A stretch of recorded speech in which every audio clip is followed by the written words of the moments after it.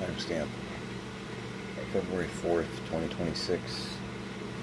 It's 3:30 a.m. somewhere in there.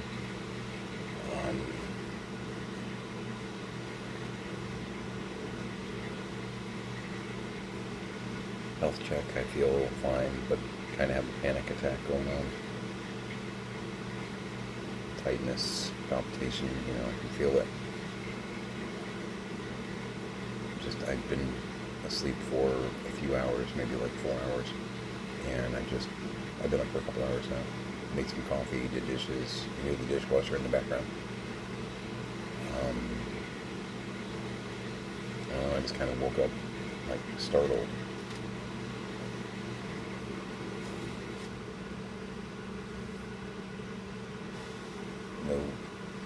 No rhyme, no reason. So I'm just kind of trying to get myself calm, and I'm going to go back and lay down for a couple more hours because I'm still tired. I don't know, weird. A little congested, but I don't think there was anything that, like, lack of oxygen that startled me awake or anything, because I know that can be a thing. Doing some Dunkin' Donuts, vanilla. Feeling very, very coyote right now, so. Oh man, that's good. I feel like I just had some kind of Acme malfunction. I'm still trying to figure out what went wrong,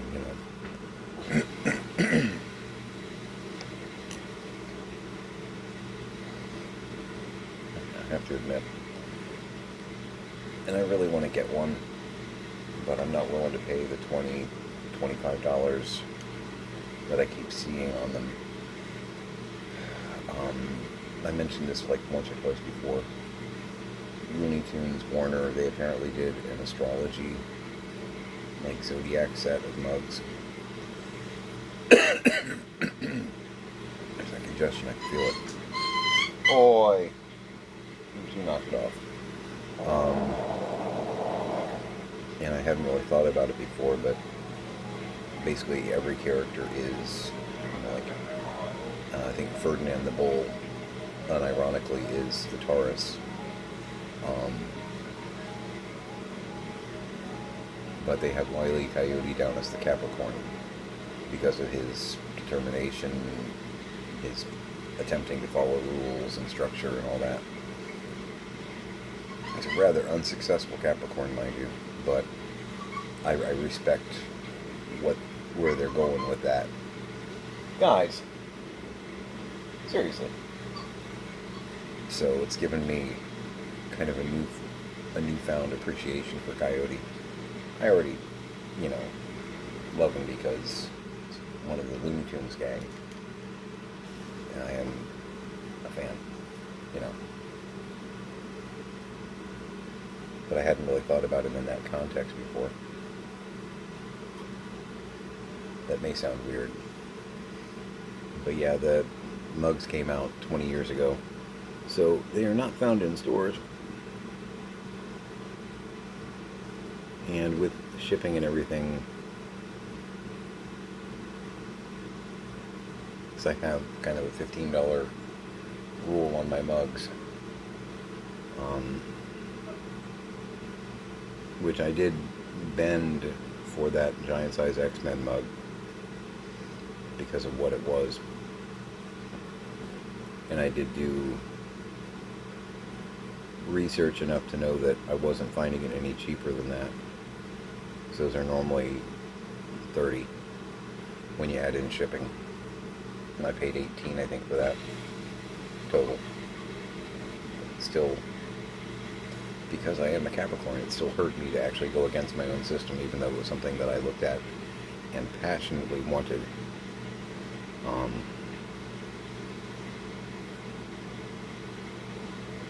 I'm feeling that way more and more regarding the Coyote Capricorn mug, though.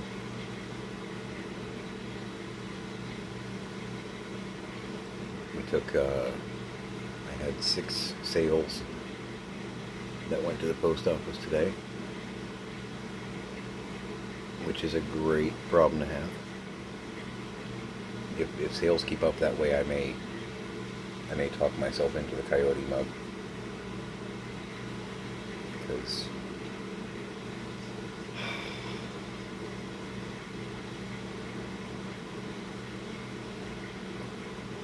clearly I have a problem. I'm not sure if there's an 800 number for me to call or not. I don't think there is.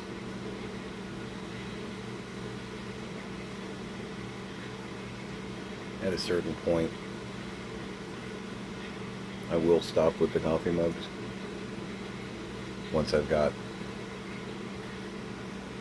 kind of all the different things that I love, you know?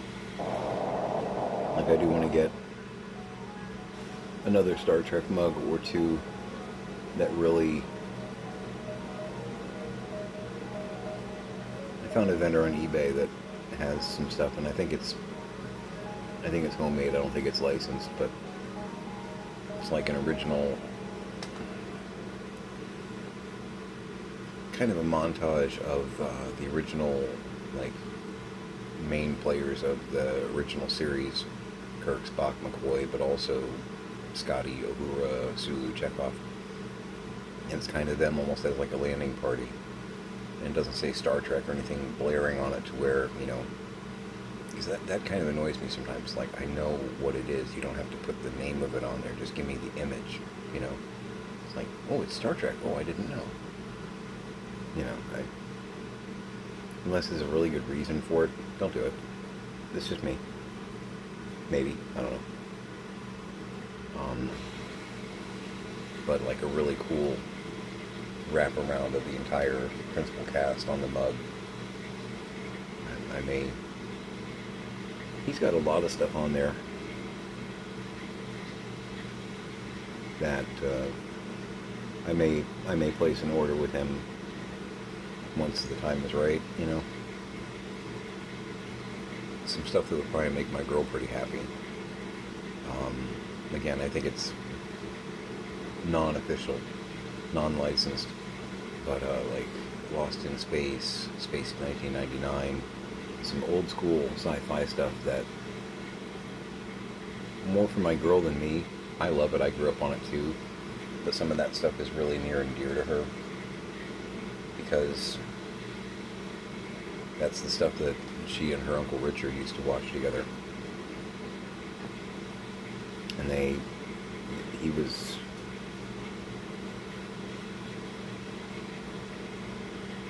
10, 15 years older than her, and they would make, you know, robots out of dryer hose and cardboard boxes and stuff like that. It's one of the things that I never got to meet the guy, but I would absolutely give him a big hug and a very enthusiastic thank you, because, you know, he helped make the girl I love into the girl that I love.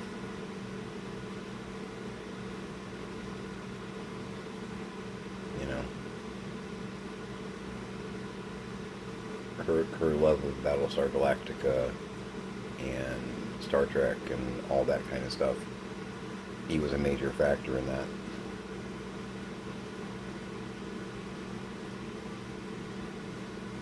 People shape us. My brother, for all of the vitriol that I will extend his way, did help shape me.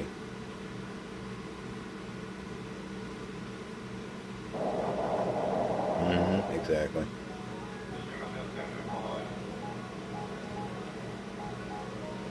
I was his favorite intellectual punching bag growing up, in that he taught me how to play chess at the age of 5 so that he could have someone to beat consistently. But he taught me to play chess at the age of 5. You know what I mean? There are certain things that I know and love now that are a direct result of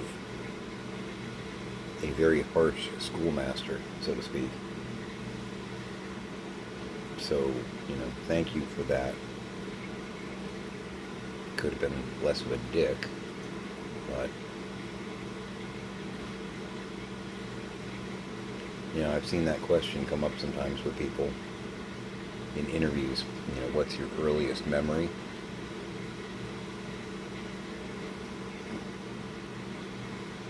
I have a few early memories. You really think about it, especially when you get to my advanced age. Most people don't have memories of like when they were 6 months old, 1 year old, 2 years old even. But one of the things that I do remember, as I had to have been like 3. This would have been like in 1972, 1973. Yes, I'm that old. I'm elderly, according to my youngest. That hurt my soul. Well, she didn't call me elderly, but she did say when Alex Pretty, when initially stuff came out about that in Minneapolis, the initial report that I heard was that he was 51 years old. To which Tiny said, "Oh my God, they killed an elderly man." 55. So that hurt my feelings a little bit. But what I found is most people in my age bracket, most of their like earliest memories are like, when they were 4 or 5 or such.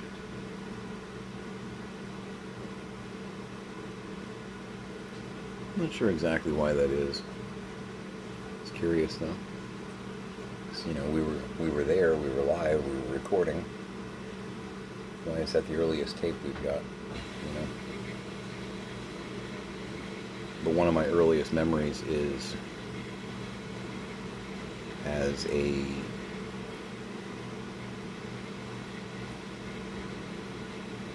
two-year-old, 3-year-old.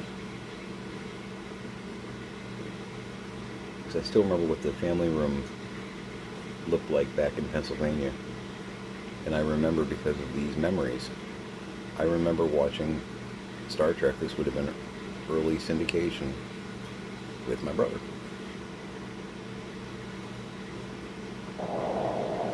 And I do remember, and this will make some people probably go, no, that can't be true. It is true. The Gorn didn't freak me out. Because I've heard from other Trekkies who were young when it came out, where the Gorn completely traumatized them in their youth. The Gorn didn't bother me so much. The one episode that really, really did bother me, and it's a favorite of mine because of that, because it disturbed me, it rattled me at such a young age, was Cat's Paw. The scene in the very beginning with the 3 witches, if you know what I'm talking about, you know what I'm talking about. Nightmares for weeks. I remember that. The 3 witches with kind of their floating heads and the tone in their voice and whatnot. One of those was actually voiced by Jimmy Doohan, by the way. As a sidebar of, It wasn't just extremely bad poetry. It, as a young lad, scared the shit out of me.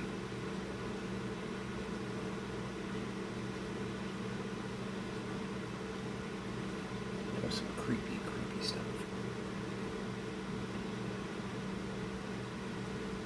I wouldn't lie to you. But yeah, the Gorn didn't do it to me. The Gorn was just a big lizard guy. Cool, neat. The 3 witches with kind of the disembodied floating head thing.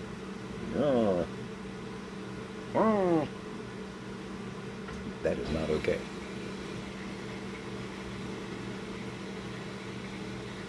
So yeah, it's actually one of my favorite episodes. And it's still a good episode. It's not considered like a brilliant episode by most Trekkies. It was It was the only episode that was specifically made to be a Halloween episode, interestingly enough. Which very rarely did sci-fi shows do, you know, like holiday-themed shows, but that was a Halloween show.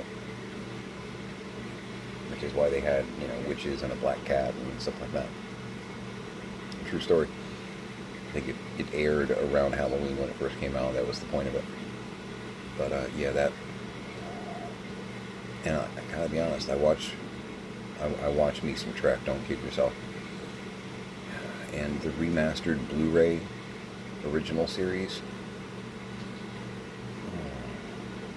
I mean, I'm all for the classics, and I've got the DVD where they've got the enhanced special effects, where they made it a little bit cleaner and smoother.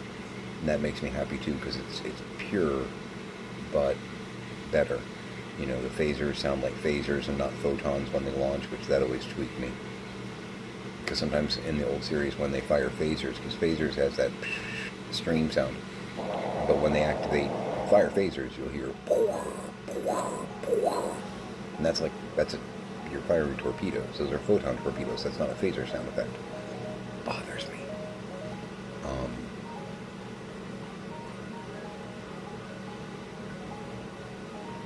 It's a shotgun, not a water hose. It's a different sound. You know, very different sound effect. So I've got basically the original, the enhanced, and then the Blu-ray enhanced, where they do a little CGI magic here and there and enhance some scenes.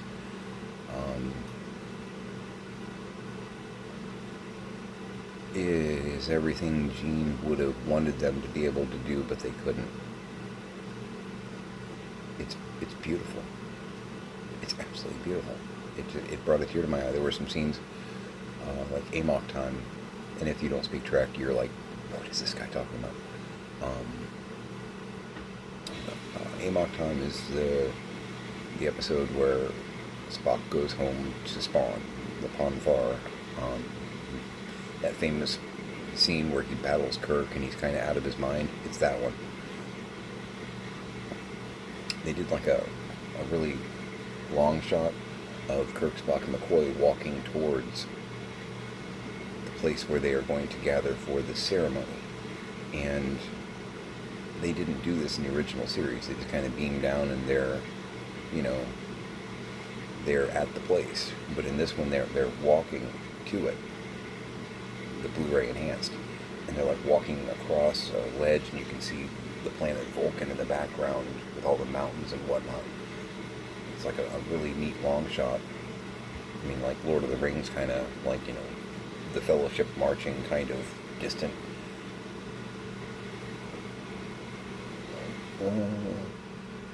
It's absolutely what Gene would have wanted to be able to do, but could not do in,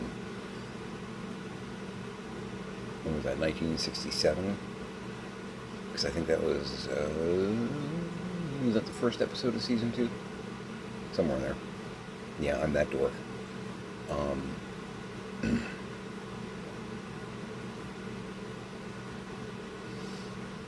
I had a weird dream the other day where a guy on the street challenged me like $1,000 per episode if I could name Star Trek title episodes, and I like walked away with over $50,000.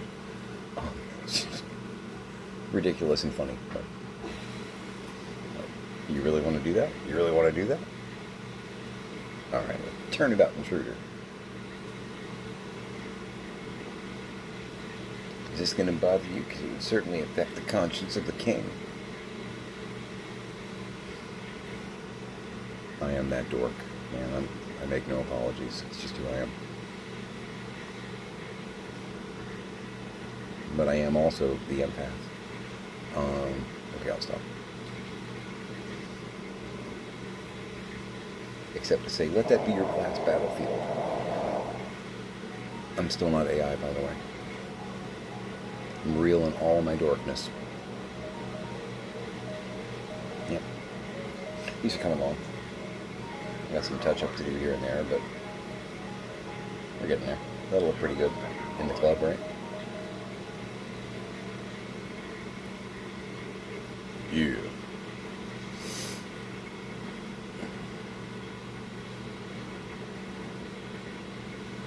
So I got in a Barbie Jeep today. Little backstory here. I'm gonna wash the brush out because I am done with you for the moment. Yeah.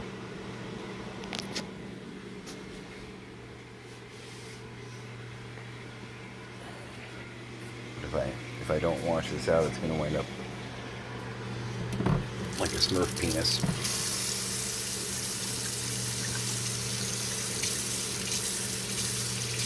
An excited Smurf penis. At 4 a.m. I can make a dick joke. I'm awake. I don't know why. Alarming and annoying. A little bit of a headache too. Kind of like a shadow headache, like you wake up and you know you had a headache, but it's mostly gone, but still lingering kind of thing. Yeah. So maybe it is an oxygen thing. I know oxygen deprivation can cause headaches. But I woke up and I wasn't even doing like shallow breathing or panting or anything. Oh, weird. I'm gonna refill my coffee too. Dry my hands. My hands are wet.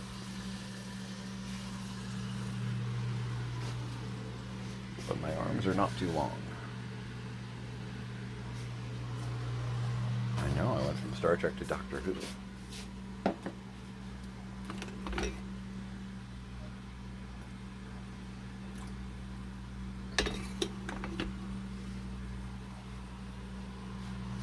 It'd be easy to do that same challenge with Doctor Who too. You could get like 10 with the Dalek episodes just by adding an interesting idea noun in front of Destiny of the Daleks, Revelation of the Daleks, Bar Mitzvah of the Daleks.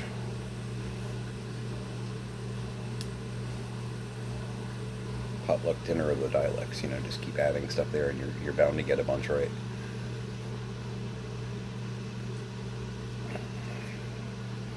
Occupational therapy of the Daleks. But I got in a pink Jeep. Okay, so there's a bunch of stuff I haven't even given pics yet that we were going to do like a Christmas shiny day kind of thing, and just it's never developed, and we're already in February. I'm glad we survived January, that's cool, but holy cats, we're in February. Yeah, exactly. So I've got my girl a couple of the Monster High light vehicles. She really wanted the Ghoulia scooter, Ghoulia Yelp. She has like a little moped. She's got that. She doesn't realize she has that yet. And they've done like 2 or 3 different cars for like Draculaura, and I think they did one for Frankie Stein. Anyway, I've got like 3 different cars and or Jeeps, but I think a couple of them are supposed to be Draculaura because she's a rich girl, let's be honest. Her dad's a count.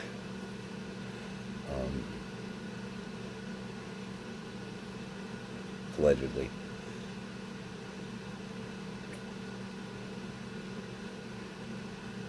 And I don't think they've done a vehicle for Claudine. This is my mindset on this. So I'm going to... Now the Jeep I got is damaged. There's another Jeep coming up on auction that's going... The auction is starting at 99 cents, like $8 shipping. And I'm the only watcher on it, and it closes tomorrow. So I'm going to make a play for that. Because if I can get it for like 10, 15 bucks, that's fantastic. And I'm going to mod it up and try and surprise my girl with a custom Jeep.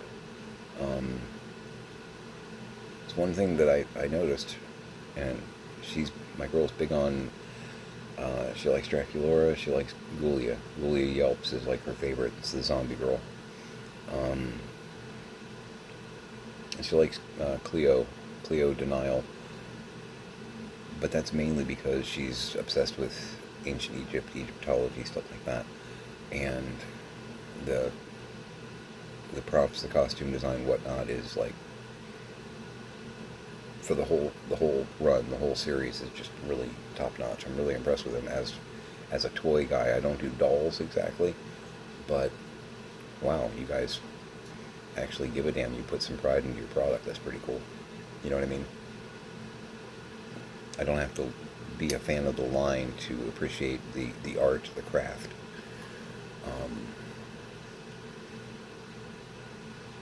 I'm not a big fan of ballet, but I can appreciate the athleticism and the skill it takes. I did take a year of ballet a long time ago, and yeah, I did. I took ballet, I took tap, I took jazz. It's years ago. And it's come in handy doing some theater here and there, but I really want to take some ballroom. I would like to be more efficient in my waltzing and tangoing and such. And I love tap. I'd love to actually get back into tap. The cool thing about tap dancing to me is it's not just dancing, you're also kind of creating music with your feet while you're dancing. It's like a dance that creates music, which that's pretty cool. You know what I mean? Obviously it's a percussion based, but it still creates another art form within the art form, which to me that's like, oh, that's freaking amazing. So yes, big fan of Gene Kelly, and frankly Ben Vereen. Just as a sidebar, Gene Kelly, man. And guy looked like an everyday farm boy dork, and then he breaks into dance, and you're like, where did that come from? Fred Astaire walks across the stage, and you're like, you're either a dancer or a very old vampire. Because normal humans don't walk that way. You didn't actually walk, you just kind of glided across the floor. Other people would have walked from here to there. You glided. How did you do that? You're not human. You know what I mean? You can't watch him walk from here to there and not go, you're a dancer. You're a dancer. Gene Kelly, though, and suddenly he's breaking into this dance, and you're like, who are you? Who are you?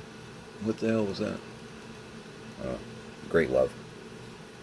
He's one of the very few celebrities that when I heard he passed, I actually had to stop what I was doing and I bawled. Very few times in my life has a celebrity passing made me, like, have to stop what I'm doing. That one, Freddie Mercury, Douglas Adams, there have been a couple that were just like, damn it, But my rabbit trails have rabbit trails. Beware my bunnies. So the Jeep that I got is damaged. There's another Jeep that doesn't look damaged. I'm going to see what I can do merging the two, whatnot, and I'm going to attempt to make a Claudine Jeep, because I've been teasing her for a while on this. My name is Mark Wolfgang. I prefer to be called Marcus. My middle initial is S, so I got Mark S a lot growing up, and it became Marcus, and I actually like it. Just another sidebar. I've joked with my girl since she started getting into Monster High that even though Claudine is one of the main four ghoul friends, because the main four characters are Frankie Stein, Draculaura, Cleo Denial, and Claudine Wolf, who's obviously the lupine werewolf of the group. There seems to be an underrepresentation for lupine kind there, which it hurts me. It hurts me. So I'm going to see if I can take a Barbie Jeep and modify it into a Claudine Jeep and surprise her with it. I'm going to give it a go.